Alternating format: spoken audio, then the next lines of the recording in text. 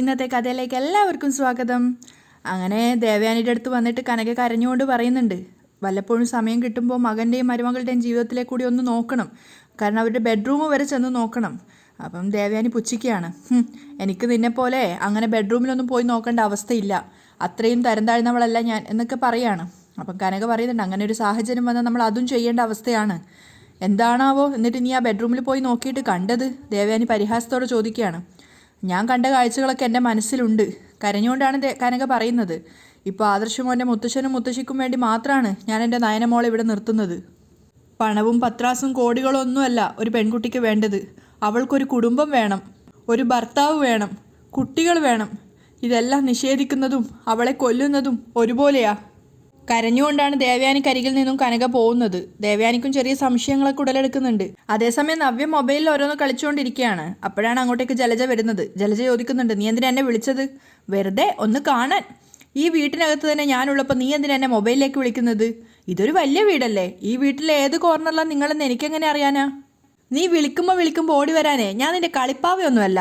അപ്പം നവ്യം പറയുന്നുണ്ട്, എൻ്റെ പ്രസവം കഴിയുന്നത് വരെ എന്നെ പൊന്നുപോലെ നോക്കണമെന്നാ മുത്തശ്ശനും മുത്തശ്ശിയും പറഞ്ഞിരിക്കുന്നത്. ഇതേ പൊന്നു വിൽക്കുന്ന തറവാടാ, അതുകൊണ്ടേ കുറച്ച് പൊന്നു കൊണ്ടുതരാൻ പറ നിന്റെ മുത്തശ്ശനോടും മുത്തശ്ശിയോടും. നീ പൊന്നും ധരിച്ച് നിൽക്കുമ്പോൾ പിന്നെ നിന്നെ നോക്കി നിന്നാൽ മതിയല്ലോ. അപ്പം നവ്യ പറയുന്നുണ്ട്, ഓ പൊന്നുപോലെ നോക്കണം എന്ന് പറഞ്ഞതിന് പുതിയ അർത്ഥങ്ങൾ കണ്ടുപിടിക്കുക അല്ലേ? അപ്പം ജലജ ദേഷ്യത്തോടെ പറയുന്നുണ്ട്, അബിയുടെ മുത്തശ്ശനും മുത്തശ്ശിയും തലയ്ക്ക് വെളിവില്ലാതെ എന്തെങ്കിലുമൊക്കെ പറഞ്ഞു എന്ന് കരുതി അത് നീ മുതലാക്കുവാണല്ലേ? അത് കേട്ടുകൊണ്ടാണ് അബി അങ്ങോട്ടേക്ക് വരുന്നത്. എന്താ അമ്മേ? അവക്ക് തോന്നുമ്പോഴൊക്കെ എന്നെ വിളിച്ചു വരുത്തുവാ. കുഞ്ഞിഞ്ഞൊരു കരിയിലെടുക്കണമെങ്കിൽ പോലും എന്നെ വിളിച്ചു വരുത്തും. അതാണ് ഇപ്പോഴത്തെ അവസ്ഥ. അപ്പം അബി പോയിട്ട് സ്വകാര്യമായിട്ട് അമ്മയോട് പറയാണ്, ചവറിനുള്ളിൽ കിടക്കേണ്ടവള് സപ്രമഞ്ചത്തിലല്ലേ ഇപ്പോൾ കിടക്കുന്നത്. അപ്പം നവ്യ ചോദിക്കുന്നുണ്ട്, എന്താ പറഞ്ഞേ? ഏയ് ഒന്നുമില്ല. എനിക്ക് കഴിക്കാനുള്ള ആ വൈറ്റമിൻ ടാബ്ലറ്റ് എടുത്തോണ്ട് വാ. കേട്ടപ്പോൾ തന്നെ അബി വേഗം പോയിട്ട് മെഡിസിൻ എടുക്കാൻ വേണ്ടി പോവുകയാണ്. അപ്പം നവ്യ ചോദിക്കുന്നുണ്ട് അമ്മയോട്, എങ്ങനെയുണ്ട് സാരി? എനിക്കറിയില്ല. ജലജ ഒട്ടും താല്പര്യമില്ലാത്ത മട്ടിലാണ് പറയുന്നത്. അബി മെഡിസിൻ കൊണ്ട് കൊടുത്തപ്പോൾ തന്നെ നവ്യ അത് തുറന്ന് നോക്കുകയാണ്. എന്നിട്ട് അതിൻ്റെ ഡേറ്റ് നോക്കിയപ്പോൾ തന്നെ നവ്യ ചോദിക്കുന്നുണ്ട്, എന്നെ എൻ്റെ കുഞ്ഞിനെയും കൊല്ലാൻ വേണ്ടിയിട്ട് എക്സ്പയറി ഡേറ്റ് കഴിഞ്ഞ മരുന്നാണോ കൊണ്ടുതരുന്നത്? അപ്പോൾ അബിക്കും അത് അറിയില്ലായിരുന്നു. അബി ജലജയെ നോക്കുകയാണ്. അതിനുശേഷം ചോദിക്കുന്നുണ്ട്, അയ്യോ അത് എക്സ്പയറി ഡേറ്റ് കഴിഞ്ഞ മരുന്നാണോ? ഇതാ നോക്ക് എന്ന് പറഞ്ഞിട്ട് അബിക്ക് കൊടുക്കുകയാണ്. അബി അത് നോക്കുന്ന സമയത്ത് നവ്യ പറയാണ്, ഇപ്പം ശരിയാക്കി തരാം. എന്നിട്ട് അത് മൊബൈലിലേക്ക് പകർത്തുന്നുണ്ട്. അപ്പം വേഗം തന്നെ ജലജ ചോദിക്കുന്നുണ്ട്, അയ്യോ നീ എന്താ ഈ കാണിക്കുന്നത്? അത് നീ എന്തിനാ മൊബൈലിലേക്ക് പകർത്തുന്നേ? മൊബൈലിൽ പകർത്താതെ പിന്നെ എന്നെ എൻ്റെ കുഞ്ഞിനെ കൊല്ലാൻ നോക്കിയെന്ന് ഈ വീട്ടിലുള്ളവർ മാത്രമല്ല ലോകം മൊത്തം അറിയണം. അതിനുശേഷം സെൽഫായിട്ട് അവരെയും കൂടെ ചേർത്തിട്ട് വീഡിയോ എടുക്കുകയാണ്. സുഹൃത്തുക്കളെ, ഇതാണ് എൻ്റെ അവസ്ഥ. ഞാൻ പ്രഗ്നൻ്റ് ആണെന്ന് അറിഞ്ഞതിന് ശേഷം എന്നെ എൻ്റെ കുഞ്ഞിനെയും കൊല്ലാൻ വേണ്ടി എൻ്റെ ഭർത്താവും അമ്മായിയമ്മയും ശ്രമിച്ചുകൊണ്ടേ ഇരിക്കുകയാണ്. അതൊക്കെ കേട്ട് ജലജ ഇങ്ങനെ ഞെട്ടിത്തെറിച്ച് നിൽക്കുകയാണ്. അപ്പം നവ്യ മൊബൈൽ നോക്കി വീണ്ടും സംസാരിക്കുകയാണ്, ഇങ്ങനെയൊരു നരകത്തിലാണ് ഞാൻ ജീവിക്കുന്നത്. എൻ്റെ വയറ്റിൽ കിടക്കുന്ന കുഞ്ഞിനെ കൊന്നിട്ട് എന്നെ ഒഴിവാക്കണം. അതിനാ എൻ്റെ അമ്മായി അമ്മയും അഭി എന്ന എൻ്റെ ഭർത്താവും ശ്രമിക്കുന്നേ. ദേ രണ്ടാളെയും കൂടെ ഒരുമിച്ച് കണ്ടോ? എന്നിട്ട് ബാക്ക് ക്യാമറ ഓണാക്കി അവർ രണ്ടുപേരും വീഡിയോ എടുക്കുകയാണ്.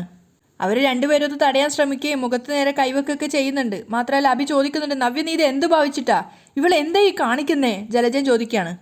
അപ്പം നവ്യ ഭീഷണിപ്പെടുത്തുകയാണ്, ഇത് നാളെ സോഷ്യൽ മീഡിയയിൽ വരും, വൈറലാവും. അപ്പോഴേക്കും ജലജ പറയുന്നുണ്ട്, അഭി ഇവക്ക് എന്താന്ന് വെച്ചാൽ ചെയ്തു കൊടുക്ക്. നിനക്കെന്താ നവ്യ വേണ്ടത്?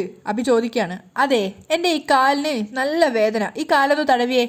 മനസ്സില്ലാ മനസ്സോടെ അഭി അവിടെ നിലത്തിരുന്നിട്ട് കാല് തടവി കൊടുക്കുകയാണ്. അത് കണ്ട് ജലജ ദേഷ്യത്തോടെ നോക്കി നിൽക്കുന്നുണ്ട്. അഭിയാണെങ്കിൽ വിഷമത്തോടുകൂടി അമ്മയെ നോക്കുകയാണ്. അപ്പം നവ്യ പറയുന്നുണ്ട്, അയ്യോ ഒന്ന് നേരെ ചെയ്യ അഭി. അതൊക്കെ കണ്ടുകൊണ്ടാണ് ജലജ അവിടുന്ന് പോകുന്നത്. അപ്പോൾ നവ്യ വിളിച്ച് പറയുന്നുണ്ട്, ഹലോ വെറുതെ അങ്ങനെ കയ്യും വീശി പോയാലോ? ഒന്ന് നിന്നേ, പോയിട്ട് എനിക്ക് കുടിക്കാൻ ഒരു ഗ്ലാസ് വെള്ളം എടുത്തോണ്ട് വാ. അതിനുശേഷം അബിക്ക് ഓരോരോ ഉപദേശങ്ങൾ കൊടുക്കുകയാണ്. ഷോൾഡർ തടവാനും കാലിലെ മുട്ട് തടവാനും പാദം തടവാനും ഒക്കെ ആയിട്ട്. ജലജയാണെങ്കിൽ പേടിയോടെ പോയിട്ട് വേഗം വെള്ളം എടുത്ത് കൊണ്ടുവരുന്നുണ്ട്. അബിയാണെങ്കിൽ കാല് അമർത്തി തടവുന്ന സമയത്ത് നവ്യ ദേഷ്യത്തോടെ പറയുകയാണ്, കാല് തടവാൻ പറഞ്ഞാലേ ഒരു മയത്തിലൊക്കെ തടവണം, അല്ലാതെ നിന്റെ ദേഷ്യം മുഴുവനെ എൻ്റെ കാലിനോടല്ല തീർക്കേണ്ടത്. നവ്യയുടെ ആ അഹങ്കാരത്തോടുള്ള പെരുമാറ്റം നോക്കി നിൽക്കുകയാണ് ജലജ. മറുത്തൊന്നും പറയാനാവാതെ അവിടുന്ന് അനങ്ങാതെ പോവുകയാണ്. പക്ഷെ അപ്പോഴും നിലത്തിരുന്നിട്ട് അബി ഇങ്ങനെ നവ്യയുടെ കാല് തടവിക്കൊണ്ടിരിക്കുകയാണ്. രണ്ട് കാലും ചെയ്യ അബി. നവ്യ ഓരോരോ കാര്യങ്ങൾ പറയുന്നുണ്ട്. അതിനുശേഷം അബി തിരുമുന്ന നോക്കി അവൾ ആസ്വദിച്ചിരിക്കുകയാണ്. വേറൊന്നും കൊണ്ടല്ല, ഇവനെ നന്നാക്കി എടുക്കാൻ പറ്റുമെന്ന് ഞാനൊന്ന് നോക്കട്ടെ എന്ന അർത്ഥത്തിൽ. അനന്തപുരിയിൽ ഒരു പൂജ നടത്തുകയാണ്. അനിയുടെ കല്യാണക്കാര്യം സംബന്ധിച്ചിട്ടാണ് പൂജ നടത്തുന്നത്. അപ്പം പൂജയുടെ കുറച്ച് കാര്യങ്ങളൊക്കെ കഴിഞ്ഞ സമയത്ത് അദ്ദേഹം കുറച്ച് നെല്ലിന് ആവശ്യപ്പെടുകയാണ്. അപ്പം മുത്തശ്ശൻ നായനോടാണ് പറയുന്നത് അത് എടുത്തു കൊടുക്കാൻ വേണ്ടിയിട്ട്. നായന പോയ സമയത്ത് അദ്ദേഹം എല്ലാവരും കേൾക്കാൻ വേണ്ടി പറയുന്നുണ്ട്. പൂജ ചെയ്ത ഈ ഒരു ഇത് പ്രകാരം ഈ കല്യാണത്തിന് കുറച്ച് തടസ്സങ്ങളൊക്കെ കാണുന്നുണ്ട്. അത് കേട്ടപ്പോൾ മുത്തശ്ശൻ്റെ മുഖത്തും മുത്തശ്ശിയുടെ മുഖത്തും ആദ്യമാവുകയാണ്. പക്ഷെ എനിക്ക് ഉള്ളിൽ ഇങ്ങനെ സന്തോഷം വരുന്നുണ്ട്. കനകക്കും ടെൻഷൻ ആവുകയാണ്. കാരണം ആ ഒരു ബുദ്ധിമുട്ടെന്ന് പറയുന്നത് എൻ്റെ മകളെ സംബന്ധിച്ചിട്ടായിരിക്കുമോ എന്നൊക്കെയുള്ളൊരു പേടിയാണ് അവർക്ക്. ജലജയുടെ ഉള്ളിലൊക്കെ സന്തോഷമാണ്, പക്ഷെ ദേവയാനിക്കൊക്കെ ടെൻഷൻ ആവുന്നുണ്ട്. അപ്പം പൂജാരി പറയാണ്, ഈ തടസ്സങ്ങൾ ഇതിനുള്ള ഈ ബുദ്ധിമുട്ടുകൾ മാറിക്കിട്ടാൻ വേണ്ടിയിട്ട് ചെറിയൊരു പരിഹാരം ചെയ്യണം. എല്ലാവരും ഉത്കണ്ഠയോടുകൂടി നിൽക്കുകയാണ്, എന്തായിരിക്കും തിരുമേനി പറയാൻ പോകുന്നതെന്ന് അറിയാൻ വേണ്ടിയിട്ട്. അപ്പോഴേക്കും നയനെ അങ്ങോട്ടേക്ക് വരുന്നുണ്ട് നെല്ലും കൊണ്ട്. അപ്പം ആ നെല്ലിൻ്റെ പാത്രം അവർക്ക് നേരെ നീട്ടുകയാണ്. ഇതാ തിരുമേനി. ആ നെല്ല് കൂടെ മുന്നിൽ വെച്ചിട്ടാണ് അദ്ദേഹം പിന്നീട് ഹോമം ചെയ്യുന്നത്. എല്ലാവരും പ്രാർത്ഥനാ നിരതരായിട്ടാണ് നിൽക്കുന്നത്. പൂജ അവസാനിച്ചതിന് ശേഷം അദ്ദേഹം എല്ലാവരോടുമായിട്ട് പറയുകയാണ്, ഈ നെല്ല് പൂജാമുറിയിൽ കൊണ്ടുവെക്കണം. 2 ദിവസത്തിന് ശേഷം മുള പൊട്ടിയിരിക്കണം. അങ്ങനെ മുള പൊട്ടിയെങ്കിൽ തടസ്സങ്ങൾ മാറി എന്നാണ് അർത്ഥം. അത് കേട്ടപ്പോൾ മുത്തശ്ശൻ്റെ മുഖത്തൊക്കെ ഒരു ഉത്കണ്ഠയോടുകൂടിയാണുള്ളത്. അത് മുള പൊട്ടണമല്ലോ എന്നുള്ളൊരു ടെൻഷനോടുകൂടി. അപ്പം ഈ തിരുമേനി പറയുന്നുണ്ട്, അങ്ങനെ മുള പൊട്ടിയില്ലെങ്കിൽ ഈ വിവാഹവുമായിട്ട് മുന്നോട്ട് പോകുന്നത് അത്ര നല്ലതല്ല.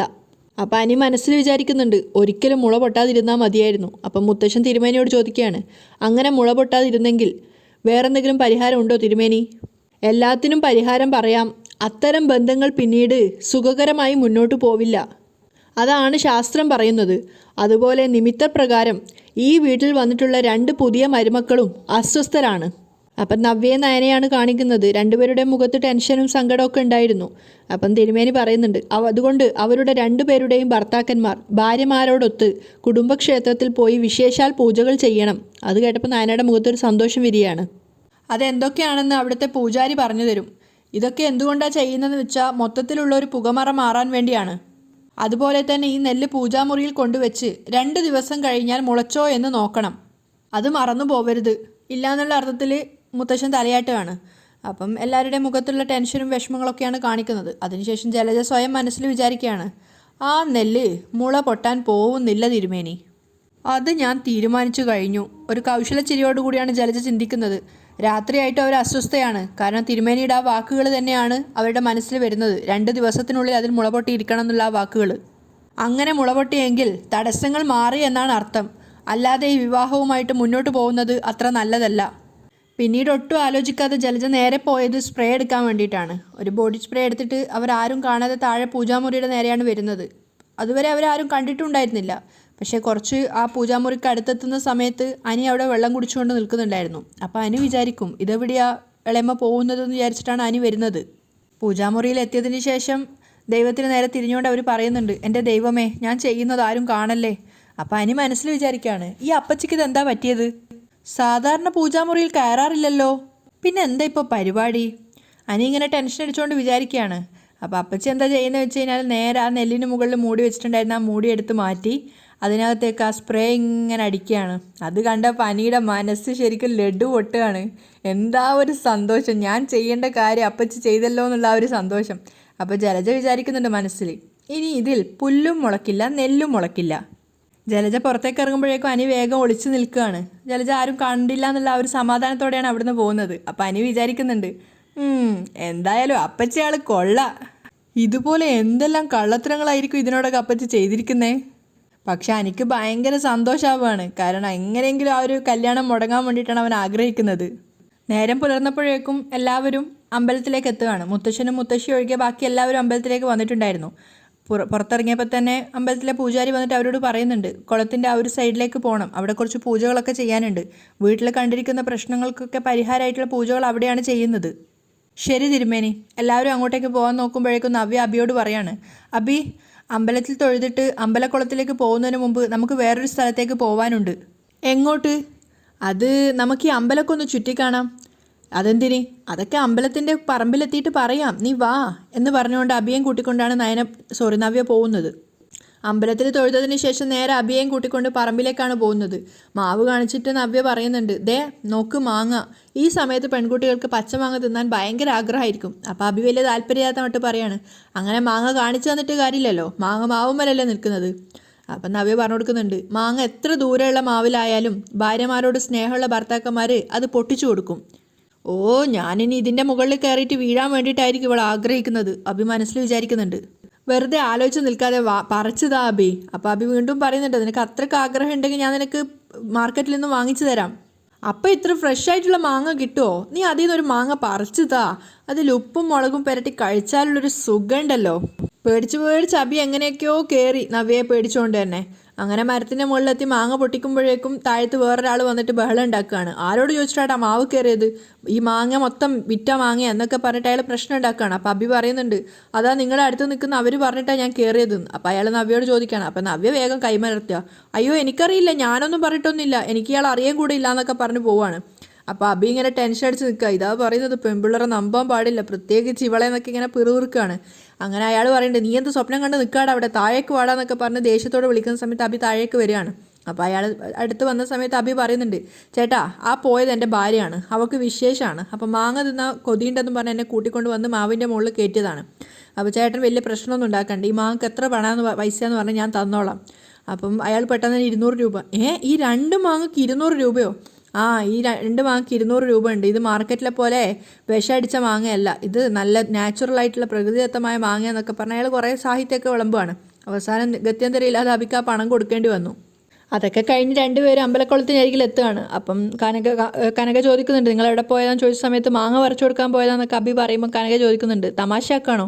അല്ല അമ്മേ, ഞങ്ങൾ രണ്ടുപേരും അമ്പലത്തിൻ്റെ പറമ്പ് പോയിട്ട് മാങ്ങ പറിക്കാൻ പോയതാ. അപ്പോൾ അവിടെ നല്ല ഫ്രഷ് മാങ്ങയെന്നൊക്കെ നവ്യ പറയാണ്. അപ്പോൾ അബി പറയാം, അത് അമ്പലപ്പറമ്പിലെ മാങ്ങയല്ല, അതിൽ നിന്ന് 2 മാങ്ങ പറിച്ചതിന് 1 മാങ്ങക്ക് 100 രൂപയാണ് കൊടുത്തത്.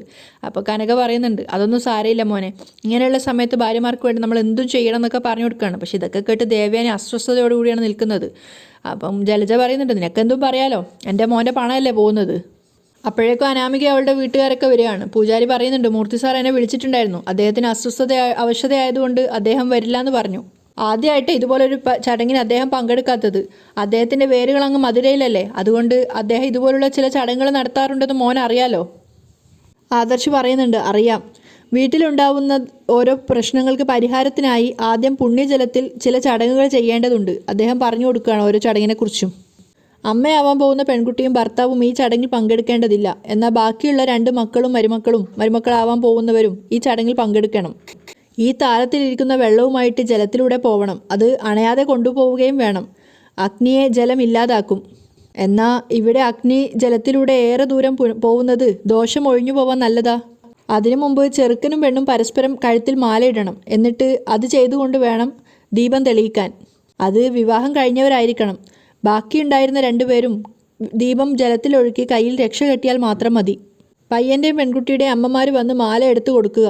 അപ്പോൾ ദേവയാനി വലിയ താല്പര്യമില്ലാത്ത മട്ടിലാണ് നിൽക്കുന്നത്. അപ്പോൾ ജലജ അബിയോട് സ്വകാര്യമായിട്ട് പറയുന്നുണ്ട്, 1 അല്ല 2 തവണ അവൻ അവളെ താലി കെട്ടിയതാ. പോരാത്തതിന് മാലയിടിയിലും കുറേ കഴിഞ്ഞതാ, എന്നിട്ടും ഒരു ഗുണവും ഇല്ല. അപ്പോൾ കനക നിറഞ്ഞ പുഞ്ചിരിയോടുകൂടി ദേവയാനിയെ നോക്കുകയാണ്, വാ നമുക്കത് ചെയ്യാന്നുള്ള അർത്ഥത്തിൽ. പക്ഷേ ദേവയാനി എനിക്ക് ദേഷ്യം പിടിച്ച് നിൽക്കുകയാണ്, ഒട്ടും താല്പര്യമില്ലാത്ത മട്ടിൽ. അങ്ങനെയാണ് ഇന്നത്തെ എപ്പിസോഡ് വൈൻഡപ്പ് ചെയ്യുന്നത്.